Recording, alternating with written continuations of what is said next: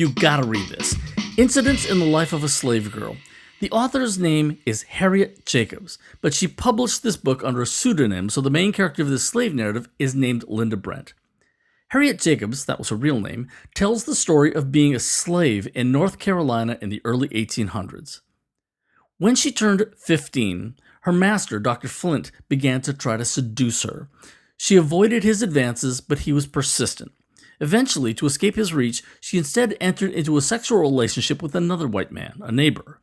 When she became pregnant, she hoped Dr. Flint would be angry and sell her to that man, but he didn't. He did, however, stop sexually harassing her. Jacobs had 2 children from this other white man, and the law back then said that if the mother was a slave, her children were born into slavery, so both her children were the property of Dr. Flint. Jacobs writes that she feels ashamed of having done this, but pleads with her reader to understand. Quote, "Pity me and pardon me, O virtuous reader.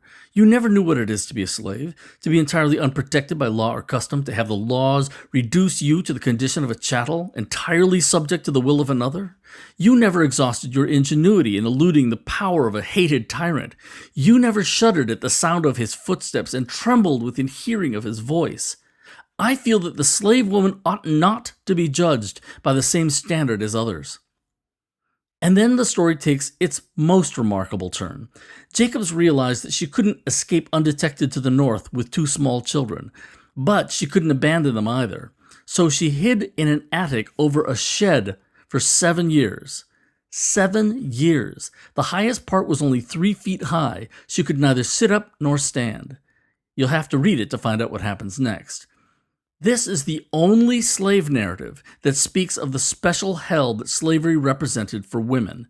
It was common for enslaved women to be sexually exploited by their masters, but here is the story of a woman who escaped that fate through bravery, intelligence, and by taking charge of her own sexuality.